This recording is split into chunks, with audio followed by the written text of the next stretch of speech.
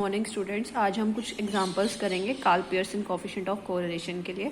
इस क्वेश्चन में क्या बोला है, from the following data calculate the Karl Pearson coefficient of correlation between age of students and their playing habits. तो तुम्हें किसके बीच में निकालना है, स्टूडेंट्स की एज, एक तो ये लेना है और उनकी प्लेइंग हैबिट्स।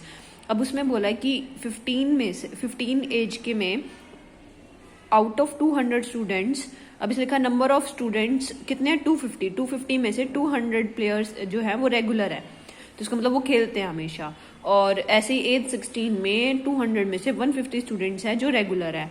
तो तुम्हें यहाँ पे 3 चीजें दे रखी है, लेकिन निकालना किसके बीच में है, age of students and their playing habits. और इन दोनों डाटा को भी कंपेयर करना है, लेना ही है तुम इन दोनों डाटा को। तो तुम क्या करोगे, जब तुम्हें ये गिवन हो क्वेश्चन में, तो हम इसको क्या कर लेंगे, दोनों कंबाइन कैसे करता है, by finding out their percentage. तो अब क्या करते हैं, परसेंटेज कैसे निकालते हैं, टोटल नंबर ऑफ स्टूडेंट्स कितने हैं 250, तो 250 नीचे लिखेंगे, उसमें से रेगुलर प्लेयर्स कितने हैं 200 इनटू में 100। हमने क्या किया, सारे डाटा को लिख लिया और उसके अकॉर्डिंग 80% स्टूडेंट्स जो हैं in age of 15 they are regular players. तो मैंने तीनों डाटा को इकट्ठा ले लिया, 15 एज में number of students regular players और उसकी परसेंटेज। अब हमें इन दोनों की जरूरत नहीं है, हम क्या कर लेंगे सिर्फ इसको। तो हमने तीनों डाटा को इकट्ठा कैसे कर लिया, इन दोनों की परसेंटेज निकाल के। Since it is asked to find the correlation between age and playing habit, it is required to find out the percentage of regular players. Regular players की हमने परसेंटेज निकाली, कैसे निकालते हैं, जितने नंबर ऑफ स्टूडेंट्स हैं आउट ऑफ कितने, मतलब कितने मिले हमें 150। देखो टोटल स्टूडेंट 200 है, उसमें से 150 रेगुलर प्लेयर्स है, तो 150 बाय 200 इंटू में 100, ये क्या निकाल देगा तुम्हें, परसेंटेज। तो रेगुलर प्लेयर्स हो गए। अब हमें 2 डाटा गिवन है, 2 डाटा से इन्होंने टेबल बना ली, एक तो x मान लिया एज वाला फैक्टर और y वाला मान लिया परसेंटेज ऑफ रेगुलर स्टूडेंट्स। फिर सेम प्रोसीजर लगेगा। हमारा जनरल फॉर्मूला क्या होता था कोरिलेशन का, एक तो डेविएशन मेथड होता था और एक सिंपल। देखो या तो ये वाला फॉर्मूला यूज करेंगे या ये वाला। फिर ये वाला फॉर्मूला यूज करने के लिए मैंने क्या कि अगर हमारा मीन फ्रैक्शंस में आता है तो हमें ये वाला फॉर्मूला यूज करना है, और सिंपल आ रहा है इंटीग्रल फॉर्म में तो हम ये यूज कर सकते हैं। तो अभी हम पहले ये देखेंगे कि हमारा मीन फ्रैक्शन में आ रहा है कि कैसे आ रहा है। तो मैंने क्या किया, एक्स लिया, एक्स का मीन कैसे निकाल देते हैं, summation x by total number of terms. जब मैं इन सब का सम करूंगी और डिवाइड बाय 6 करूंगी तो मेरा आंसर आएगा फ्रैक्शन में। फ्रैक्शन की वजह से तो तुम बेटर है, पेपर में अगर क्वेश्चन आया तो यही मेथड यूज करो, क्योंकि हमें 2 बार मेथड करेंगे तो इससे बेटर है ये वाला फॉर्मूला यूज कर लेंगे। एन हमें पता है कितने एज को डिस्कस कर रहे हैं, 3। देखो एन कितना है, 6 क्वांटिटीज, 15, 16, 17, 18। देखो हर जगह वहां पे एन होता था फ्रीक्वेंसी। अब की बार फ्रीक्वेंसी कार्ल पियर्सन में हमें सिर्फ नंबर ऑफ ऑब्जर्वेशन देखनी है, दोनों में क्वांटिटीज कितनी है, एक्स और वाई में, दोनों में कितनी है 6 लिया। फिर हमने डेविएशन निकाला dx। डेविएशन कैसे निकालते थे, किसी एक को एज्यूम कर लेते थे, तो इसने 7 को एज्यूम मीन मान लिया। फिर dx क्या होता था, x माइनस है, सारी टर्म्स को माइनस किया, फिर उनका स्क्वायर, क्योंकि फॉर्मूले के अंदर हमें n दोनों का प्रोडक्ट dx और dy का समेशन dx समेशन dy और dx का स्क्वायर और dy का स्क्वायर, ये दोनों टर्म्स यूज करनी है। तो dx का स्क्वायर साथ के साथ निकाला। सिमिलरली y dy, इसमें एज्यूम मीन माना है 60, कोई जरूरी नहीं है जो इधर एज्यूम मीन माना उसके सामने वाला ही लो, कोई जरूरी नहीं है, अपने अकॉर्डिंगली हम 40 भी ले सकते हैं। ये dy आ जाएगा, answer will be the same, कुछ भी ले सकते हैं एज्यूम मीन में। और फिर dy स्क्वायर dx इंटू में dy। फिर इन सबकी समेशंस करेंगे अलग अलग, क्योंकि फॉर्मूले में हमें समेशन टर्म चाहिए होती है। तो dx dy का समेशन कितना है, -270 इंटू में n कितना है 6, तो 6 इंटू में 270। समेशन dx कितना आया 3, समेशन dy कितना आया -60। दोनों की वैल्यू पुट कर दी यहाँ पे। तो माइनस का ध्यान रखना, बीच में माइनस होता है, और यहाँ पे एक -60 आ रहा है और एक 3 है, दोनों को लिखा अंडर रूट। ये हमें सिग्मा एक्स भी बोल सकते हैं इसको, और सिग्मा वाई भी। तो इन्होंने पूरा फॉर्मूला यही होता है, dx का स्क्वायर का समेशन, ये dx स्क्वायर का समेशन है और ये समेशन dx का होल स्क्वायर है। तो dx का स्क्वायर किया था हमने, उन सबका समेशन है 19 इंटू में n समेशन dx का स्क्वायर। तो समेशन dx हमारा कितना आया था 3, उसका स्क्वायर करेंगे 9। तो इसको सॉल्व कर लोगे। सिमिलरली y के लिए ये तुम्हारा आ जाएगा Karl Pearson coefficient of correlation, मैंने r लिख दिया। अच्छा, अब इसमें देखो नेगेटिव आ रहा है, तो नेगेटिव से तुम इंटरप्रेट भी कर सकते हो। लास्ट में क्वेश्चन में आ जाएगा कि interpret the data from the, जो भी तुम्हें आंसर मिला उसके अकॉर्डिंग बताओ क्या इफेक्ट पड़ रहा है। तो हम बोलेंगे there is a high degree of negative correlation between age and playing habits. Means क्या है, जैसे जैसे एज बढ़ती जाएगी वैसे वैसे प्लेइंग हैबिट्स कम होती जाती है। It shows that as age increases the tendency to play decreases. Similarly एक और क्वेश्चन दे दिया इन्होंने, from the following data find the correlation between age and blindness. अब तीन चीजें दे दिया, लेकिन हम कोरिलेशन कोफिशिएंट हमने 3 का निकाला है, 2 डायमेंशन का कर रहे हैं, तो ये एक तो एज को तो लेना ही है, एज और ब्लाइंडनेस। तो वही क्वेश्चन आ गया, नंबर ऑफ पर्सन 100 और ब्लाइंड्स कितने हैं उसमें 55। एक ध्यान रखना यहाँ पे इन 1000 लिखा हुआ है, तो इसका मतलब ये जो 100 इंटू में 1000 और आएगा, तो ये 1 लाख में से 55 हमें ब्लाइंड्स मिलता है। तो परसेंटेज क्या हो जाएगी इसकी, 55 आउट ऑफ 1 लाख इंटू में 100। ये इन 1000 का मतलब क्या है, 60 इंटू में 1000, इन 1000 का मतलब 60 इंटू में 1000। तो ऐसे यहाँ पे 40 आउट ऑफ 60,000 इंटू में 100। तो इन्होंने बताया कि 0 से 10 एज जिनकी होती है उनके में 1 लाख में से 55 ब्लाइंड्स मिलते हैं, 60,000 में से 40 ब्लाइंड्स मिलते हैं इन एज ऑफ 10 to 20। तो तुम्हें डाटा बन गया। हमने क्या करना था, इन दोनों डाटा को परसेंटेज में कन्वर्ट कर लेंगे तो एक ही डाटा बन जाएगा। अब आ गए हमारे इंटरवल्स। इंटरवल्स के लिए हम मीन कैसे निकालते थे, मिड वैल्यूज लेके। तो सिमिलरली मेथड हम यहाँ यूज करेंगे। देखो, वी शेल फाइंड आउट हमने निकाल लिया, ये परसेंटेज लेवल 55, 67 इन सबकी परसेंटेज आ गई इन एज। तो अब हम लिखेंगे एज, ठीक है। अच्छा, एज में हमें 2 काम करने पड़ेंगे, एक तो एक्स हमारा ये हो गया और एक वाई हो गया, ठीक है। तो यहाँ पे ना एक्स की बजाय कुछ और डिनोट कर रहा है ताकि डीएक्स को हम कर सकें। देखो कैसे, मिड वैल्यूज को इन्होंने एक्स से डिनोट कर दिया, इसको क्लास इंटरवल ले लो। वैसे मैं बता रही हूँ कि 2 डाटाज होते हैं, एक्स और एक वाई, एक एज हो गया और एक परसेंटेज हो गया। तो ये 2 डाटा है, इधर से पहले इसने एक्स की कैलकुलेशन कर रखी है, ठीक है। एज गिवन है 0 to 10 यहाँ लिखा, और वाई जो हमने ऊपर से परसेंटेज निकाली थी ये वाली, ये सारा का सारा डाटा वो इसने यहाँ लिख दिया 55 से 500 तक। फिर अब क्या करना है, हमें डेविएशन निकालना है। डेविएशन के लिए एज में पहले हमने जैसे कॉन्टिन्यूअस सीरीज में हमेशा मिड वैल्यू निकालते हैं, वही प्रोसीजर यहाँ अपनाया।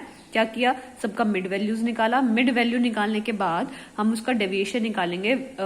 किसी भी चीज को हम क्या मान सकते हैं, एज्यूम मीन। तो इसने 35 किसको माना, एज्यूम मीन, ठीक है।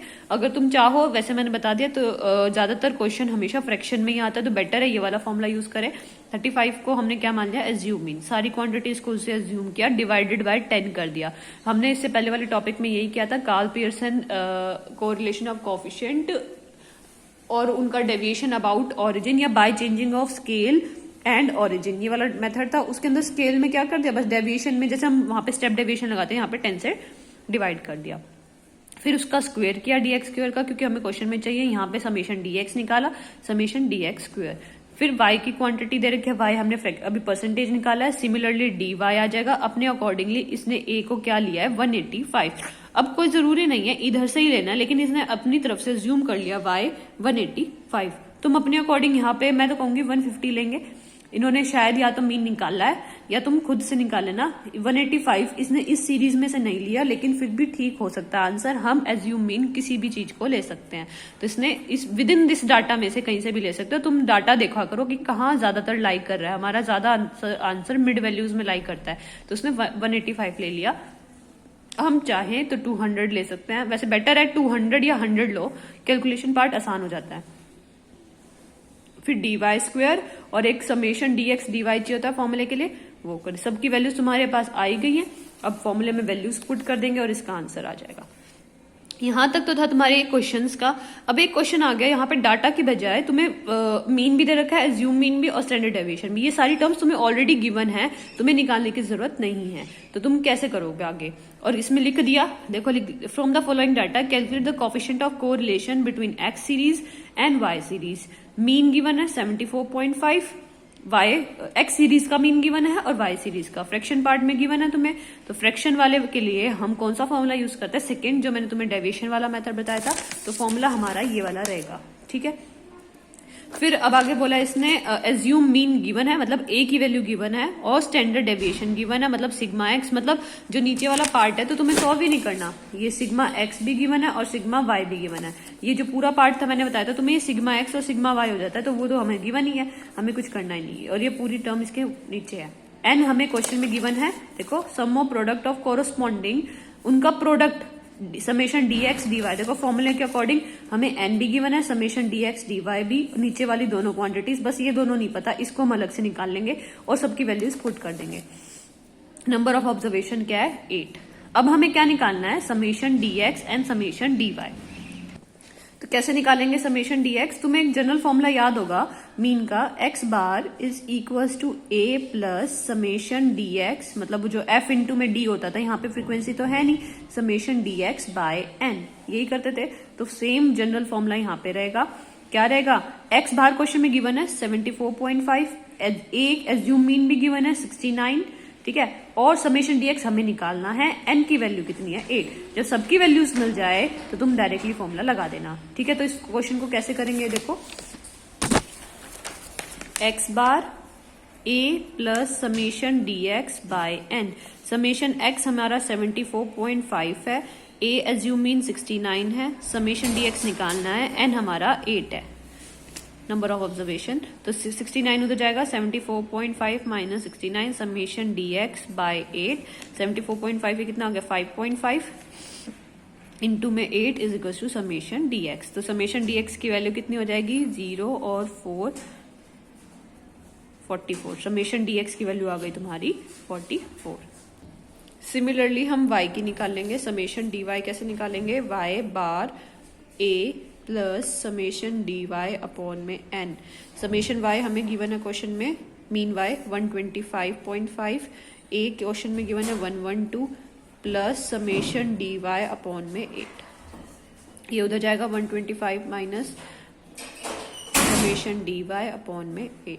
जब इसको सॉल्व करेंगे तो 13.5 आ गया, इंटू में 8 करेंगे, समेशन dy आ जाएगा। बस हमारे पास और सबकी वैल्यू क्वेश्चन में गिवन है ही। तो हमारा फॉर्मूला क्या होता था, r is equals to n summation dx dy minus summation dx summation dy by में sigma x and sigma y into में n।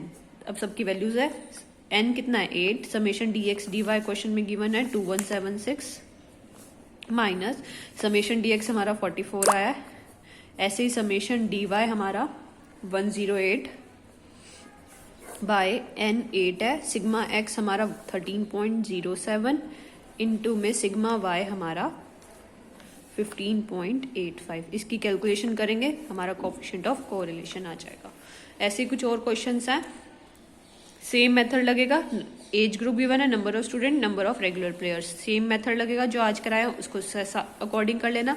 सिमिलरली यहाँ पे सिटीज का दे रखा है, टिपिकल क्वेश्चन करने की जरूरत नहीं है, बट अगर ये करना है डेंसिटी, इसमें बोला रिलेशन निकालना है density of population and death rate, तो तुम्हें फॉर्मूला यूज करना है, जैसे वहाँ पे परसेंटेज निकाल रहे थे, यहाँ पे हमें पॉपुलेशन अपॉन में एरिया यूज करना है। एरिया गिवन है, पॉपुलेशन, हम इन दो डाटा को एक डाटा में कन्वर्ट कर लेंगे, नंबर ऑफ डेथ्स आ जाएंगे यहाँ पे, number of death rate and density of population निकालना। डेंसिटी गिवन है, डेथ रेट अलग, इधर से तो डेंसिटी निकल जाएगी, और ये डेथ गिवन है, एक हो जाएगा एक्स, ये तो वाई हो ही जाएगा, एक्स यहाँ से निकल जाएगा, तो डेंसिटी ऑफ पॉपुलेशन आ जाएगी, दोनों का हमारा क्वेश्चन हो जाएगा। डेथ रेट कैसे, ये नंबर ऑफ डेथ्स गिवन है, नंबर ऑफ डेथ रेट कैसे निकलेगा, number of death out of कितनी पॉपुलेशन से इनटू में 1000। ये हमारे दो फॉर्मूले हैं, बाकी बस फॉर्मूले देखना है, बाकी क्वेश्चन तो तुम्हारा सेम है। तो पहले इसने क्या किया, डेथ रेट निकाल लिया, डेंसिटी निकाल ली, दोनों का डाटा एक एक्स मान लिया और एक वाई, बाकी सेम प्रोसीजर लगेगा, देखो यहाँ पे, और इससे तुम्हारा आंसर आ जाएगा पॉजिटिव में। तो this is the high degree of positive correlation between density of population and death rate. Same method है, डेंसिटी को एक्स माना था, डेथ रेट को वाई। तो ये तुम्हारी एक्सरसाइज है, इसकी कुछ क्वेश्चंस ट्राई कर लेना, फर्स्ट 5 क्वेश्चंस ट्राई करोगे, हो जाएगा क्वेश्चन।